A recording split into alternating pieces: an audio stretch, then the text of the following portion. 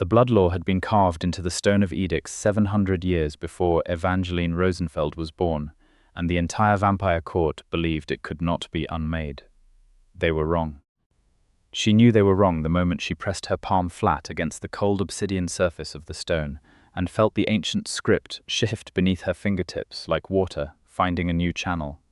The carved symbols, each one a binding covenant between vampire noble houses, each one supposedly permanent and immutable, moved, they rearranged, they breathed, and in that impossible, terrifying moment, with the entire High Court of Velnoth assembled in a semicircle behind her, and Draven Velkan standing between her and 100 pairs of red-tinged eyes, Evangeline understood that she had not simply been hired as an archivist. She had been summoned as a key.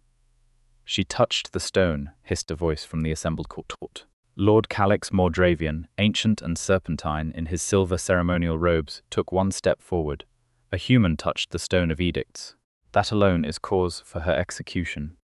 Take another step toward her, Draven said, his voice so quiet and so absolute that the chandeliers in the chamber seemed to dim in response. And I will remind you, Mordravian, exactly how many of your ancestors I outlived. He was standing 3 feet in front of her, facing the court, his white hair loose across his shoulders, his pale hands clasped behind his back with the practiced calm of a man who had never needed to show effort when making a threat. He wore no armor, he needed none. His presence alone was a blade. Evangeline exhaled slowly, steadied herself, and looked at the text, still shifting under her hand. She had come here 6 weeks ago with 2 suitcases, a linguistics doctorate, and a commission letter signed by the Vampire High Court's own administrative seal. She had not come here for love. She had not come here knowing the man who met her at the iron gates of Velnoth's underground court would make her forget every other face she had ever memorized.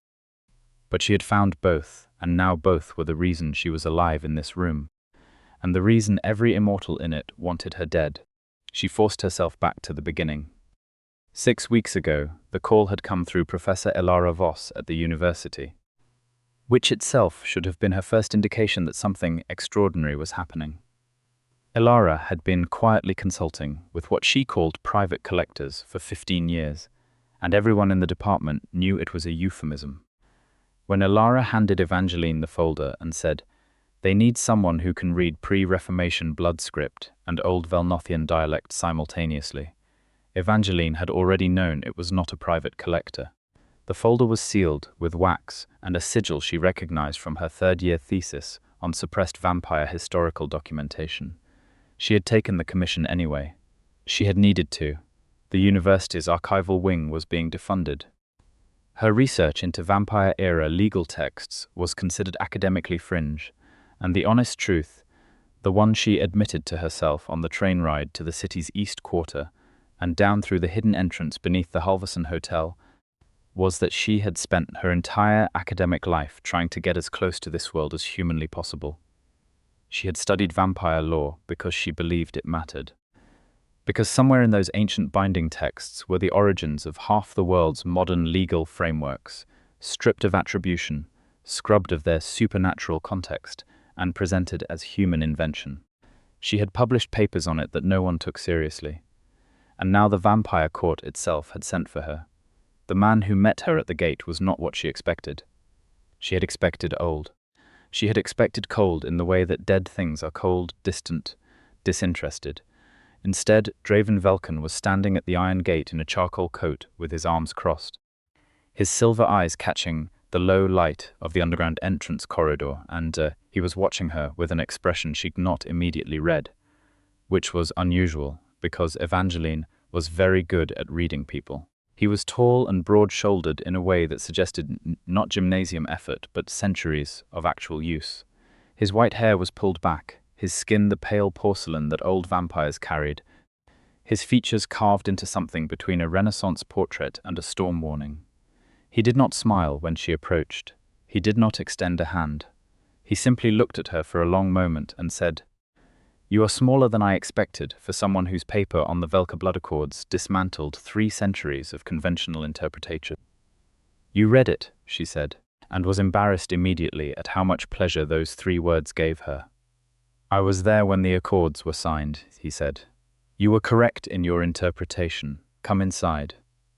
The cold down here does not bother me, but it will bother you. That was how it began, not with romance, not even with warmth. It began with professional respect and a kind of guarded, mutual recognition that passed between them in the corridor like a handshake between two people who understood what the other was capable of. Draven Velkan was. She learned over the following days, the court sovereign of Velnoth's Eastern Council. Not a king in title, but functionally its most dangerous individual. He had founded the court 6 centuries ago. He had outlived 3 succession crises, 2 civil wars within the vampire nobility, and 1 catastrophic treaty collapse that had nearly resulted in open conflict between vampire and human governing bodies. He was respected by those who understood what he was, and feared by everyone else, which covered most of the population. He had hired her to examine what the court called the permanent curse, a blood law that had been placed on the Velkan bloodline 700 years ago by a rival house as a formal legal penalty for a supposed act of treachery. The curse manifested as a binding. No member of the Velkan line could take a bonded companion, could forge a blood oath of loyalty, could build a permanent alliance. Every attempt had resulted in catastrophic failure in the magical sense. Partners died, alliances crumbled, blood oaths dissolved. For 7 centuries, the Velkan house had stood alone. It had made Draven powerful. It had also made him entirely solitary in a world where even immortals needed connection to survive. The court's scholarly consensus, maintained by a panel of vampire legal scholars who all stood to benefit from Velkan isolation, was that the curse was permanent, immutable, carved into the stone of edicts, and therefore absolute. Evangeline had been handed the translated text on her first morning, and had immediately seen the problem. She went to Draven that evening. He was in the East Library, which was the most beautiful room she had ever stood in. 3 stories of shelving with a rolling brass ladder, gas-style lighting that was actually powered by bioluminescent tubes the court vampires had cultivated, and the smell of very old books that she found more comforting than almost anything else in the world. He was reading without a lamp because he did not need one. "The cursed text has been mistranslated," she said without preamble. He looked up slowly. The expression on his face was not surprise. It was something more careful than surprise, something that had learned not to trust sudden good news. "Explain." She put the papers on the table in front of him and pointed. "This word. Everyone has been translating it as permanent, as eternal in nature, because that is the most common reading of the old Velnothian root. But look at the prefix. This is not the standard eternal root. This is the contingent eternal root. It means eternal unless a specific condition is met. The curse is not permanent. It has an exit condition." Draven stared at the text. He was very still, the way old vampires are still, the way stone is still, and she could see in the set of his jaw that he was working through the implications with an intelligence that had had centuries to sharpen itself. "If you are correct," he said at last, "then every scholar this court has employed for 7 centuries has either been incompetent or deliberately misleading. Based on who benefits from the Velkan line remaining isolated." She looked at him levelly. "I would not rule out the latter." Something shifted in his eyes. He looked at her, really looked at her, and she felt the full weight of what it meant to have an ancient vampire's attention directed at you with genuine focus. It was not frightening, exactly. It was more like standing too close to a very large fire. You did not want to move away, but you were aware that it could consume you. "You understand," he said quietly, "what it would mean to say this publicly. The houses that benefit from the curse interpretation would not simply argue with you. They would move to silence you." "I know," she said. "You are human," he said, and there was something in how he said it that was not dismissal. It was almost something else entirely. "You have no protection here." "I have a commission from the court," she said, "and I have the correct interpretation. I am not in the habit of burying correct interpretations because they are inconvenient." He was quiet for a moment. Then he said, "No, I can see that you are not." It was, she would reflect later, the most intimate thing he said to her in the first 2 weeks, and it mattered more than it should have. She spent the next 3 weeks in the archives. The court's collection was vast and largely uncatalogued, because previous archivists had either not stayed long or not been permitted to access the deeper stacks. Draven gave her full access. He also, without announcing it, began appearing at whatever point she was working, sometimes silently, sometimes with questions, and gradually, over the course of days that blurred together in the blue-tinged lamplight of the archive, with conversation that had nothing to do with the work, she learned that he had been born in what was now eastern Czechia, in the 11th century, in a family of minor nobility that had been converted by a vampire elder during a hard winter. He had not chosen immortality, he had been given it. That distinction, she realized, was one he still carried. She told him about her childhood, about her grandmother's apartment full of books, about the way she had learned to read 3 languages before she was 10, because her grandmother had insisted that the world was bigger than anyone let on, and you needed more than one window to see it. "She sounds remarkable," he said one evening, and she was startled because it did not sound like polite conversation. It sounded like he meant it. "She was," Evangeline said. "She died 2 years ago. She was the reason I went into historical linguistics. She told me that the people who wrote things down were the people who decided what was true, and the only way to fight back was to learn to read what they were trying to hide." Draven was quiet for a moment. "She was right," he said. "And you became what she predicted." It was the kind of thing that could have sounded like flattery. It did not. It sounded like an observation from someone who had watched enough history to know the pattern when he saw it. She looked at him in the lamplight, this ancient and dangerous man with his white hair and his careful silver eyes, and felt something she had not expected to feel in an underground vampire court. She felt seen. The danger arrived in the 4th week, as danger tends to do, without announcement. She had been deep in the archive's restricted lower level, where the oldest documents were kept in temperature-controlled cases of vampiric crystal, when she heard voices above. Not raised voices, that would have been less alarming. These were quiet voices, the deliberate quiet of people who do not want to be overheard, and she recognized one of them as Lord Calix Mordravian, and another as Lady Seraphil Dusk, who between them represented the 2 houses that had historically benefited most from the Velkan curse interpretation. She did not move. She listened. What she heard was not a conversation. It was a plan. Mordravian was going to petition the court to have her commission revoked on the grounds that a human archivist represented a security risk. This was only the public reason. The private reason, articulated in the careful coded language of old vampire nobility that she had spent years learning to decode, was that she had gotten too close to the truth. They had seen her working in the lower archives. They knew what she had found. And Mordravian said, with the casual ease of someone discussing the weather, that if the commission revocation failed, other options were available. Evangeline sat very still in the dark for a long moment after they left. Then she gathered her notes, placed them under her coat, and walked directly to Draven's private study. She did not knock. She opened the door and walked in. He was at his desk. He looked up, and whatever he saw in her face made him put down his pen immediately and stand. "What happened?" she told him. All of it. She was not frightened of telling him, which surprised her, because the information she was delivering was essentially that powerful members of his court were conspiring, and that she was personally threatened. She should have been frightened. She was angry instead, with the particular clarity of someone whose work has been treated as a threat by people who cannot argue with its conclusions. He listened to every word without interrupting. When she finished, the quiet that followed was the kind that had weight. "They spoke about other options," he said.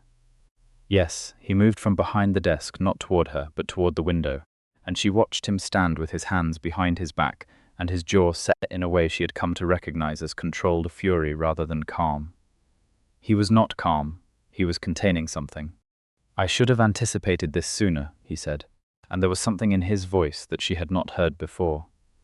Something that sounded almost like self-reproach. "You could not have known exactly when they would move," she said. "I knew they would move."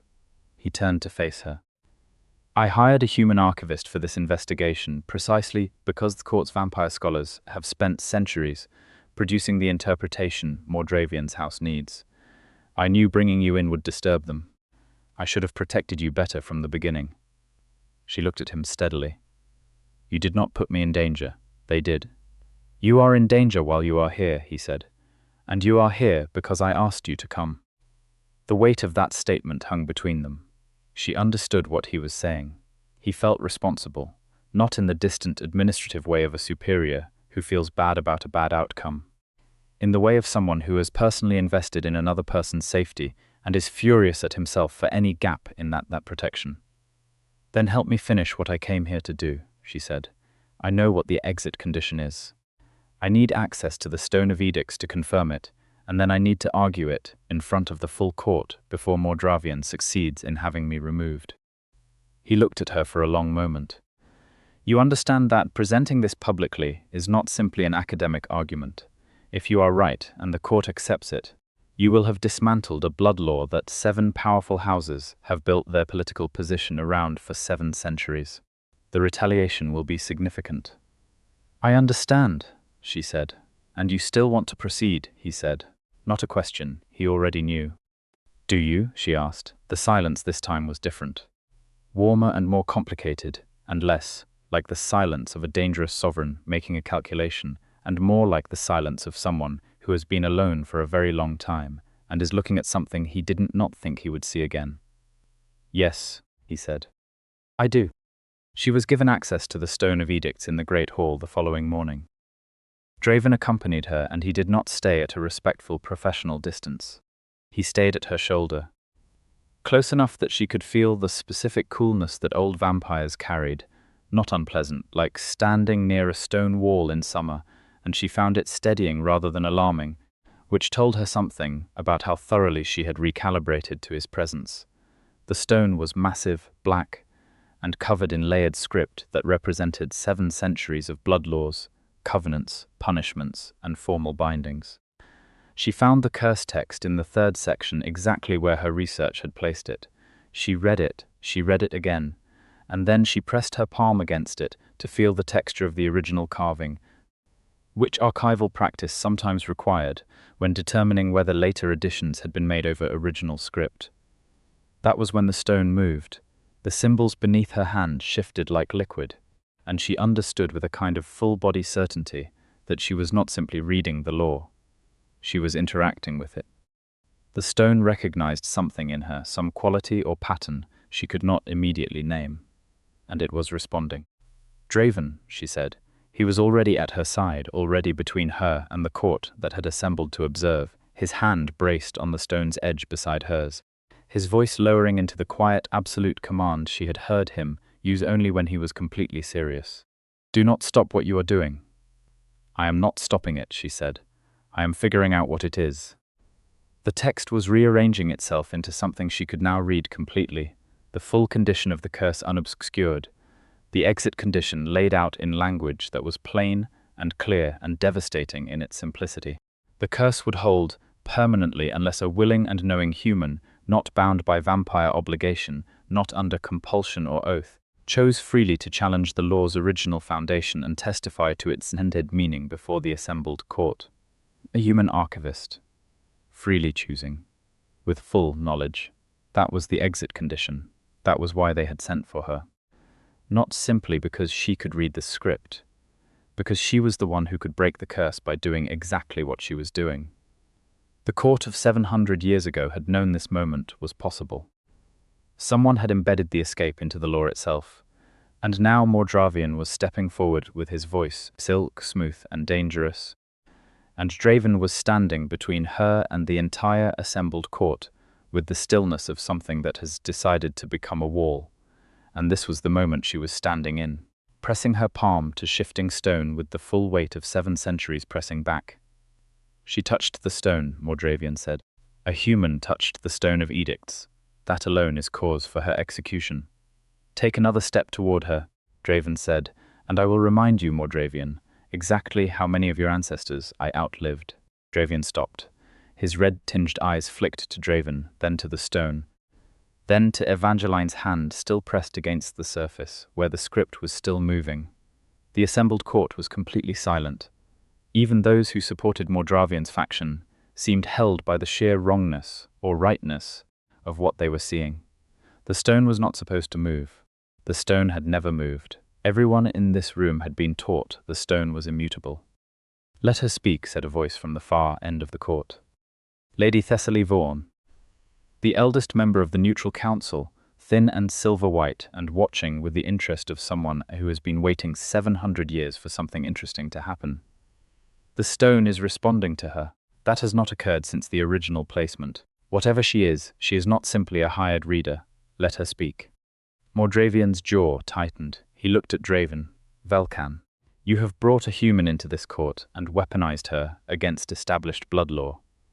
This is a betrayal of everything the court stands for. No, Draven said, and turned to face him fully, and Evangeline could see his profile in that moment. The absolute composure, and the cold fury underneath it, and the thing beneath the fury which was something fierce and possessful that she was only beginning to understand, was connected to her. What stands for betrayal is a legal fiction maintained by your house for 7 centuries to keep mine in isolation. Miss Rosenfeld did not weaponize anything, she read. That is her function. The fact that correct reading destroys your argument is not her failing, it is yours. Mordravian's eyes went fully red. This court will not be addressed by a human woman's conclusions about law she has no standing to interpret. She has standing, Lady Thessaly said, rising from her seat with a deliberateness that silenced the room more effectively than a shout. The stone gave it to her, we all saw it. Unless you wish to argue that the Stone of Edicts is also wrong, Mordravian, I suggest you sit down and let the Archivist present her findings. Mordravian sat, not quickly, not gracefully, but he sat. Evangeline took a breath and spoke. She had done difficult academic presentations before. She had defended her doctorate in a room full of hostile questioners who thought vampire legal history was not a serious field of study. She had presented her interpretation of the Velka blood accords at a conference where 3 senior scholars had been openly dismissive before she had finished her first slide. She had learned, over years of being underestimated, to speak with the precision and calm of someone who knows the material better than anyone else in the room, and has nothing to prove except the truth. This was that, but the stakes were incomparably higher, and Draven was standing behind her left shoulder like a lighthouse, steady and illuminating, and something she was aware of with every nerve she had. She explained the original curse text's etymology. She walked them through the specific prefix that distinguished contingent eternal from absolute eternal in old Velnothian legal script, and she did it without condescension, but with the precision of someone who had spent weeks confirming every step. She showed them the exit condition. She showed them what the stone had revealed when it moved. The complete text that had been partially obscured by a later addition she could now identify as a deliberate amendment, added approximately 2 centuries after the original that had blocked the exit condition from view, an amendment, a deliberate falsification. Added 2 centuries after the original placement, during a period when, she noted carefully, Mordravian's ancestral house had been in control of the court's administrative records. The room erupted. It was not a human kind of eruption. It was vampire, which meant it happened in undertones, and through sudden movements that were nearly too fast to track, through eyes going red and voices dropping into registers below normal human hearing, through a kind of pressure in the room that was not physical but was very much felt. Evangeline stood in the center of it and did not move. Draven's hand came to rest on her shoulder from behind. It was brief and contained, nothing demonstrative, but it was there, and it was the steadiest thing she had ever felt. She did not look back at him. She kept her eyes on the court. Lady Thessaly called for order 3 times before the room settled. When it did, the shape of the court had changed. Mordravian's faction had contracted, surrounded themselves, closed ranks. The neutral bloc had opened, leaned forward, engaged.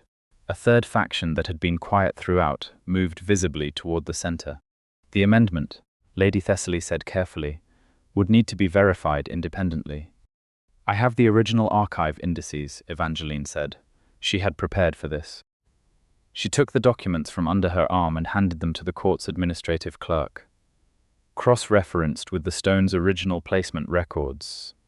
The amendment is not recorded in the original commission.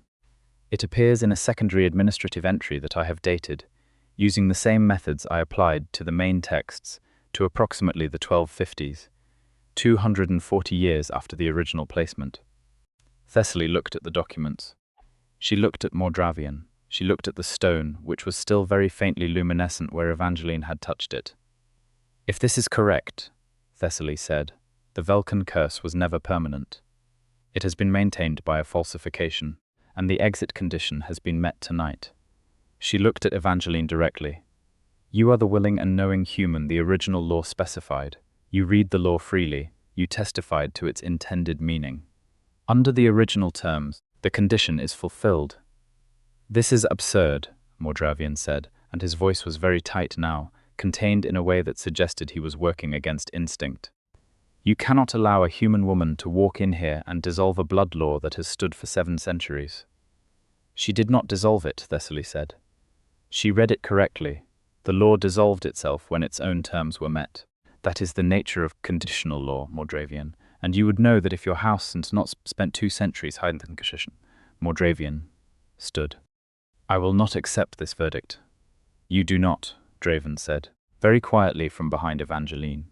"Have the authority to refuse it. The stone has spoken, the Archivist has spoken, the law has been read as written. If you wish to challenge this, you are welcome to submit a formal petition to the full convening council." He paused.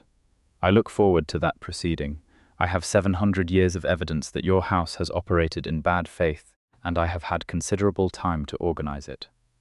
The threat was not heated. It was colder than the stone. It was the threat of someone who does not need to raise his voice, because the consequence is not in the volume but in the certainty. Mordravian left the chamber.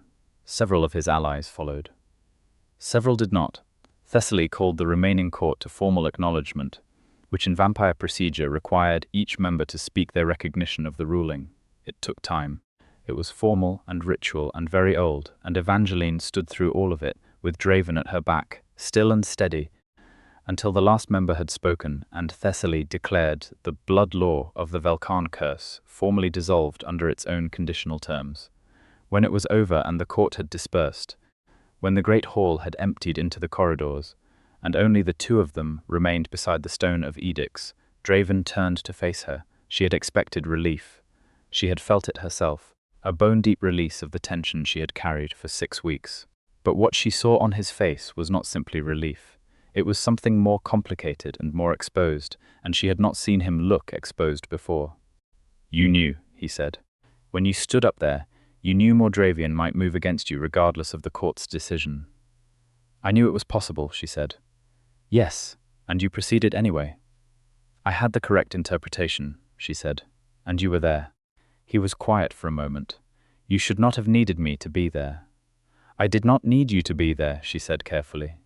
"I wanted you to be there. There is a difference." The silence that followed was not empty. It was full of everything the last 6 weeks had built between them. The evenings in the library, the careful exchange of words that mattered more than the words themselves. The moment when he had said, "You became what she predicted," and she had known it was not flattery but recognition. The way she had walked straight to his office when she was in danger, not because he was her employer, but because he was the person she trusted most in this place, possibly in any place. He took one step toward her and stopped, very deliberately stopped. And she understood that what he was doing was asking, in the language of someone who has spent centuries being careful with the people he allows close. Because the cost of carelessness for a man under a curse that destroys his attachments is incalculable. "The curse is gone," she said softly. "Yes," he said. "That means the conditions that were destroying your connections no longer apply." "Yes," he said again, and his voice was different, lower. Something in it that was not the court sovereign or the ancient dangerous vampire, but the man. The one who had been alone for 7 centuries and who was standing 2 feet away from a woman who had walked into his court with 2 suitcases and a linguistics doctorate and dismantled the legal fiction that had kept him isolated. She crossed the 2 feet. She put her hand against his chest, against the fabric of his coat, and looked up at him, and said, "Then stop being careful." He made a sound that was not quite a word, and then his arms came around her, with the careful strength of someone who has very much wanted to do a thing, and is still not entirely certain the wanting is permitted. And she leaned into him and felt the coolness of him, and the solidness, and the absolute certainty that wherever she was in relation to this man, she was exactly where she was supposed to be. He held her for a long moment without speaking. When he did speak, his voice was low and close to her hair. "I have been managing this court for 6 centuries," he said. "I have negotiated with kings and survived 3 succession crises, and I do not, as a general rule, find myself uncertain what to do next." She laughed, which was perhaps not what he expected, and she felt the slight relaxation of surprise in him, and then the deeper release of something that might have been amusement. "What are you uncertain about?" she asked. "How to do this," he said, "properly, how to be in this. I am aware that I am, by any reasonable metric, overwhelmingly old, and you are young, and the world you live in and the world I operate in are not the same world, and I am not certain how to navigate the space where they overlap." She pulled back enough to look at his face. "You are telling me that a man who has outlived empires is worried about getting a relationship right?" "Yes," he said, with the exact directness she had come to love about him. "Because I have not had in 7 centuries, and the ones I had before the curse destroyed them, and I am aware that my methods may be somewhat outdated." "Draven," she said, and his name in her mouth did something to his expression that she found she very much wanted to see again. "You have spent 6 weeks talking to me about everything that matters to you, and listening to everything that matters to me, and being the most consistently present person I have encountered in years. I think you are doing fine."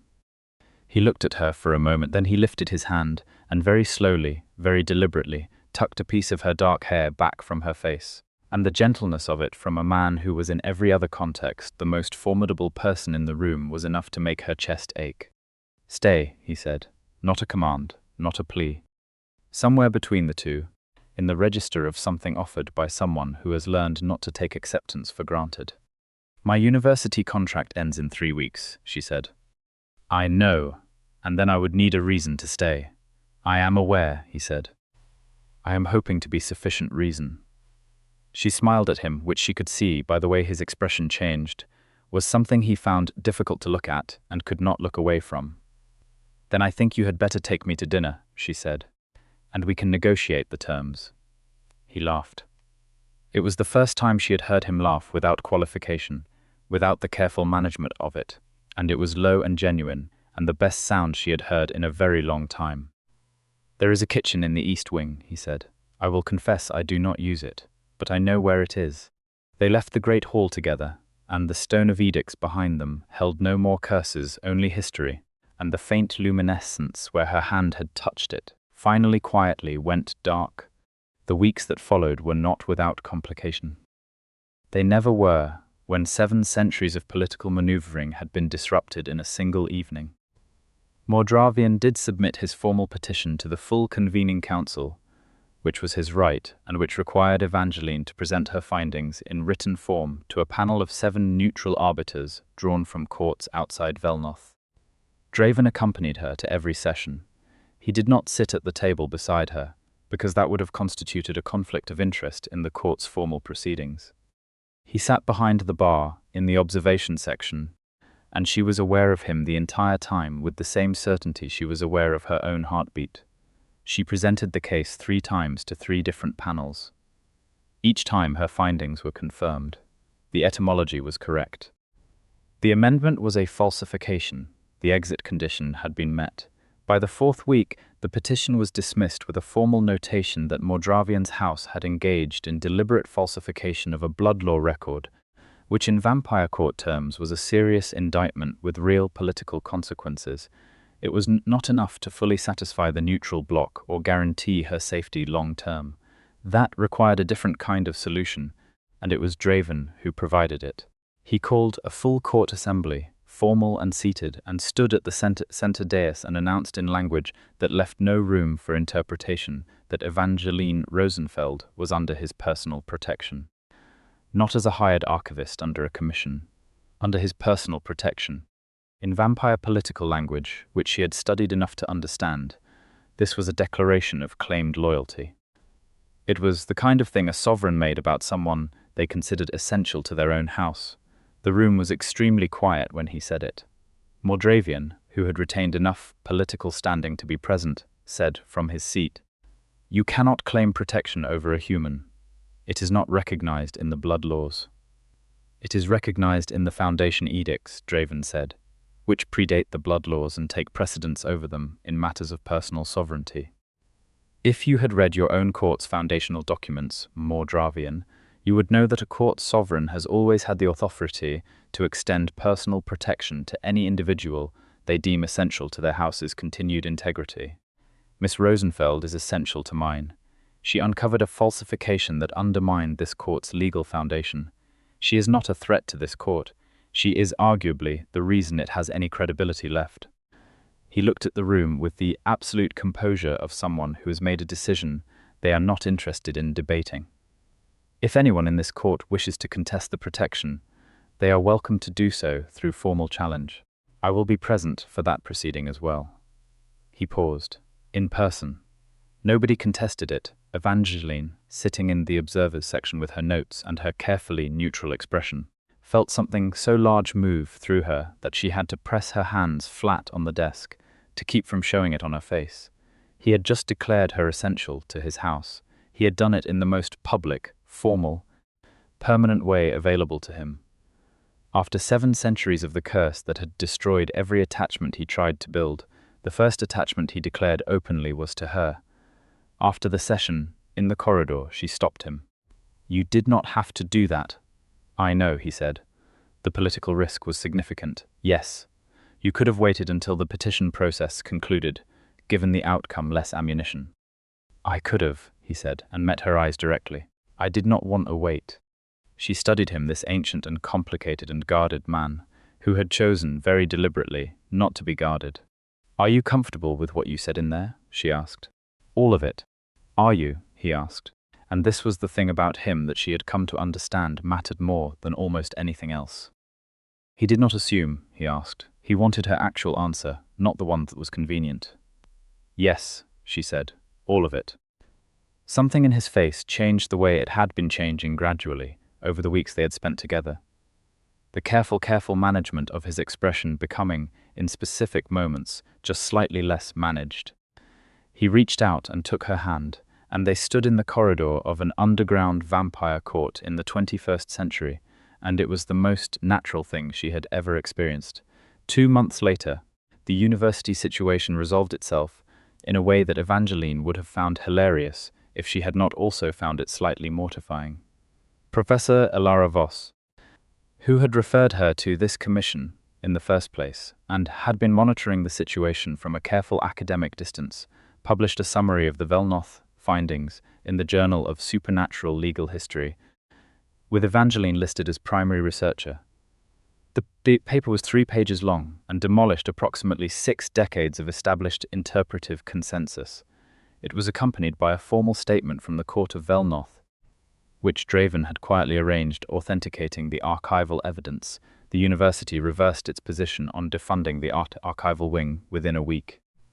The chair of the department offered Evangeline a full tenured position and the directorship of the newly expanded Vampire Legal History program, which had apparently developed a waiting list for enrollment while she had been underground. She sat with this letter in the East Library, in the chair she had come to think of as hers, and turned it over in her hands and thought about what it meant. Draven came in at some point in the evening and found her thinking. He read the room, which was something he was extraordinarily good at, and sat across from her rather than beside her, which gave her space without withdrawing his presence. She had noticed early on that he made these calibrations constantly, not to manage her, but because he was genuinely attentive to what she needed, and she found it one of the things she loved most about him. She loved him. She had been aware of this for several weeks, but had not said it, partly because the political situation had left very little room for personal declarations, and partly because she had wanted to be certain that what she felt was what she thought it was, and not a side effect of being in an extraordinary situation with an extraordinary person. She was certain. "I have been offered a tenured position," she said. "Elara told me the paper was published," he said. "Congratulations. The position requires me to be at the university for most of the week," she said. "Yes," he said. "I assumed it would. The university is on the surface. During daylight hours primarily, given when classes are scheduled." "I know what daylight hours are," he said with the faint dryness she had come to love. "We would need to be very creative about scheduling," she said. He was quiet for a moment. Then he said, "There is a solution that would allow considerably more flexibility." She waited.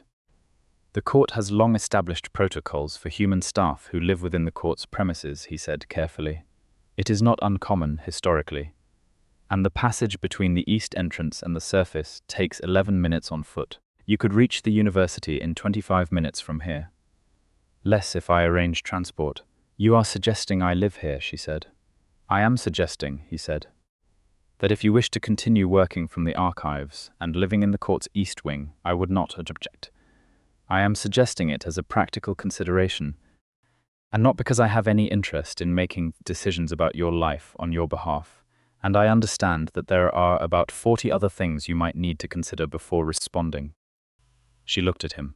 He was doing the thing he did when he was trying very hard not to want anything, where he made his face very composed and his hands very still and managed to be completely transparent about it anyway, at least to her. "Draven," she said. "Yes. Are you asking me to live with you?" "I am offering you," he said, "a logistically convenient arrangement that also happens to coincide with the fact that I have come to find your presence more important to me than any political or practical consideration I have managed in the last 6 centuries. She smiled. Slow and certain. "That is a very long way of saying yes." "I was being thorough," he said. "You are always thorough," she said. "It is one of your best qualities." She reached across and put her hand over his where it rested on the arm of the chair, and his fingers turned and closed around hers with the careful strength she had come to trust completely. "I would like to live here," she said. "I would like to accept the university position. I would like to renegotiate the terms of my commission into something more permanent, because there is a significant amount of work still to be done in the lower archives, and I want to do it properly and not under a short-term contract." "All of that can be arranged," he said. "And I would like," she said, "for you to stop finding ways to say things carefully and simply tell me what you mean the way I tell you what I mean, because we are past the point of managing each other." He looked at her for a long moment. Then he said, quietly and directly and without any management at all, "I love you. I have not said those words in longer than you have been alive. I mean them." She tightened her hand around his. "I love you," she said. "I have said them before, but not like this. Not for someone who listens the way you listen." He stood, and she stood, and he put his arms around her with the certainty of someone who has stopped waiting for the attachment to be destroyed, who is allowing himself to believe that this one is going to hold. And she pressed her face against his shoulder, and they stood together in the library they had built together, around the books they had read together. In the world they were making work together.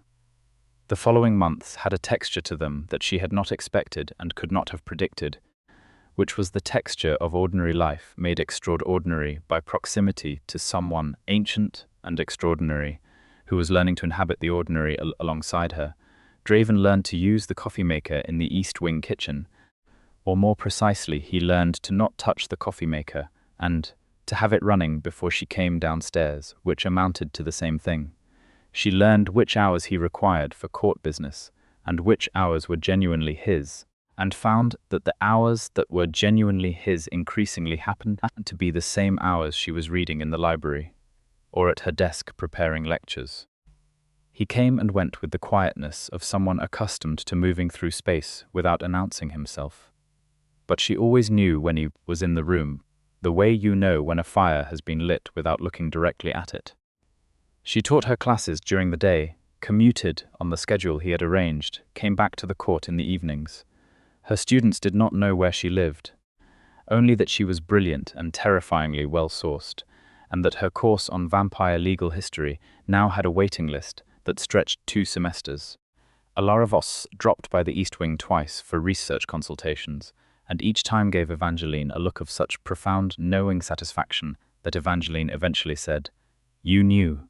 When you referred me, you knew what I would find." "I knew what was in those texts," Elarissa said. "I knew who needed someone to read them. I am not psychic." She paused. "I am, however, very perceptive." Mordravian's house entered a period of reduced influence that the vampire court referred to, in its understated way, as administrative rebalancing. 2 of his allies shifted to the neutral bloc. 1 defected entirely to Vaughn's faction. The formal censure for the falsified amendment was upheld by the full convening council in a session Evangeline attended as a named party. She presented her final documentation, answered questions from the arbiters, and walked out with the full legal confirmation that the Velkan curse had been based on a lie maintained for centuries. In the corridor afterward, Draven was waiting for her.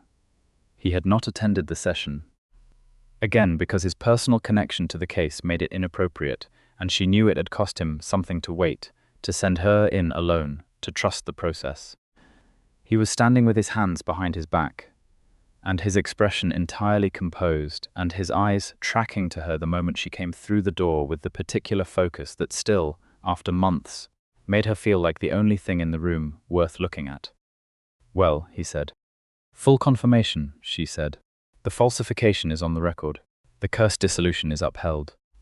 The Velkan house is formally cleared of the original charge that created the curse." Something moved through him, visible in the small way it changed his posture. A release of something he had been holding for 700 years without fully knowing he was holding it. The original charge, the supposed act of treachery that had been the pretext for the curse, had also been false. And she had found the evidence for that too in the archives. And it had been one of the things she had presented to the council, and, seeing it officially cleared from the record, had been the thing she had wanted most from this entire process. Because he had been innocent. His house had been accused and punished for something they had not done, and the punishment had been maintained by falsification for 7 centuries, and it mattered. Not just politically, it mattered. She walked up to him and put her hand flat on his chest, which was the gesture she used when she wanted his full attention without any management in it. He looked down at her. "You have been cleared," she said, "formally, completely. The record has been corrected." He did not say anything for a moment. When he did speak, his voice was not the court sovereign's voice. "You found that too," he said. "I knew you had, but I did not ask you to pursue it." "I know," she said. "It was in the record. It needed to be corrected." "Evangeline," he said, and her name in his mouth was still one of her favorite things in the world, the way he said it like it meant something, because to him it did. "You did not come here for me." "No," she said. "I came here for the work. But the work was always about getting to the truth of what really happened, and you are part of what really happened." She looked up at him. "You deserve to have the record corrected." He looked at her for a long moment, and then he did something she had seen him do only a few times, completely and voluntarily dropped every layer of composure and let her see what was underneath. What was underneath was a man who had been carrying the weight of a false accusation and a broken bloodline for 7 centuries, and was being told that it had been lifted, and who was experiencing the lifting of it while standing next to the person he loved. He took her face in both his hands, very gently, and said, "I do not know what I did to deserve you." She covered his hands with hers. "You listened," she said. "You were honest. You were there when it mattered. You let me be what I actually am instead of what would have been more convenient." She smiled at him. "And you learned to have the coffee ready." He made the sound she had identified as his actual laugh, the genuine one, rare and warm, and entirely worth the patience required to earn it. The ending of the story, as she thought of it later, was not a single moment but an accumulation. It was the formal restructuring of the court that followed, with Draven taking an expanded role in the reformed neutral council, and Thessaly Vaughan naming Evangeline as a permanent scholarly advisor to the court, the first human to hold such a position in the court's history. It was the lower archives fully catalogued over the following year, which turned out to contain documentation relevant to 4 other disputed blood laws, all of which Evangeline eventually addressed in publications that became foundational texts in the emerging field of vampire legal archaeology. It was the gradual disappearance of the careful distance Draven had maintained between himself and any relationship, as he learned over time that the curse was truly gone and the connections he built would hold. It was the morning she came downstairs to find him at the desk in the library, with her research notes spread around him, not reading them. He had already read them, but annotating them in his meticulous ancient handwriting with references she had not tracked down yet, because he had spent the night after she slept going through the deeper archives to find the sources she would need. He had not told her he was doing this, He was doing it because her work mattered to him the way she mattered to him, which was completely and as a given, rather than as something that required explanation. She stood in the doorway and looked at him. This ancient, terrible, beautiful man, surrounded by her research notes in the lamp light of the library they shared, and felt the specific happiness of someone who has found the thing they did not know they were looking for. "You annotated my notes," she said. He looked up. "I found 3 additional source texts that confirm your argument in the Mordravian falsification follow-up. I thought you would want them cross-referenced before you send the draft to Ilara. You spent the night cross-referencing my sources." "It is not as if I was going to sleep," he said, which was accurate, and she laughed, which made him look at her with the expression she loved best, the one that was not quite a smile, but was his version of one. She crossed the room and leaned down and kissed him, and he put his hand up to the back of her neck and kissed her back with the careful attentiveness he brought to everything. And when she pulled back, she was still smiling, and his expression had finally completely stopped being managed. "What would you like to do today?" he asked. "I have a lecture at 11, she said. "I need to leave by 10:15, and I want to review the annotations before I go."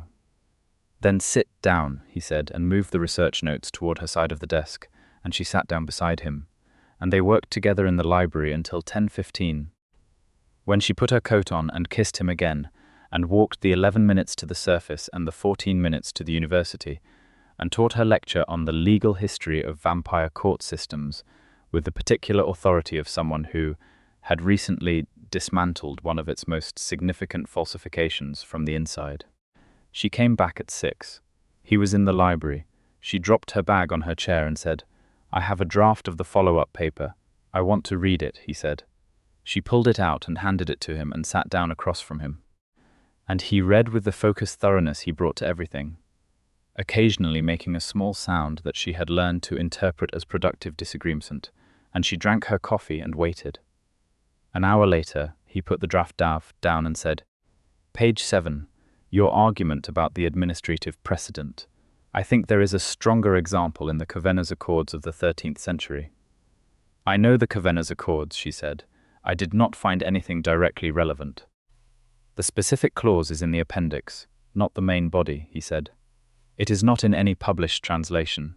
It is in the original manuscript, which is in the lower archives sealed section." She stared at him. "You have the original manuscript." "I was there when it was signed," he said. "I kept a copy." She laughed with the exasperation and delight of someone who has committed to a relationship with a man who has 6 centuries of primary sources stored in a basement. "Draven," she said. "Yes," he said. "How many primary sources do you have down there that would revise established historical consensus?" He considered this with the same deliberateness he brought to everything. "A significant number," he said. "We are going to be very busy," she said. "Yes," he said, and he was smiling now. Clearly, without management, the smile she had worked for and was grateful for every time she earned it. "I expect we will be." She reached across the desk and put her hand over his. The library was warm and full of books, and they were both exactly where they're supposed to be. 2 people who had come at the truth from different directions, through different centuries of experience, and had arrived at the same place at the same time, and had chosen, deliberately and with full knowledge, to stay there. The curse was gone. The record was corrected.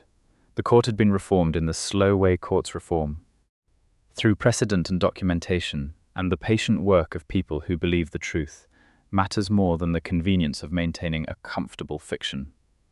The world above continued turning, and the world below continued its ancient politics. And in the East Library of the Court of Velnoth, an archivist and a sovereign read the same pages together and argued about the same footnotes, and built something that no curse had ever been designed to accommodate, because the person who embedded the exit condition into the law 7 centuries ago had understood something that the people trying to maintain the curse had not. That the truth, properly read by someone with no obligation except to honesty, changes everything. That a willing hand and a knowing mind freely given can unmake what fear and greed tried to make permanent. That the law, at its best, was never a cage but a door, and all a door needs is someone willing to push it open. Evangeline Rosenfeld had pushed. The door had opened, and on the other side was everything she had not known to look for, and everything she would not give back. The court and the archives and the ancient, complicated, wonderful man, who had her coffee ready every morning and her research notes annotated every night, and who loved her with the absolute certainty of someone who has, finally, after centuries of isolation, allowed himself to believe that love can hold. It did. It held like stone holds, like language holds, like truth holds, when someone is finally willing to read it correctly, without fear, without agenda, with nothing but the honest intention of saying what is actually there. The court had believed the curse was permanent. They had been wrong, and the world, ancient and new at once, was better for it.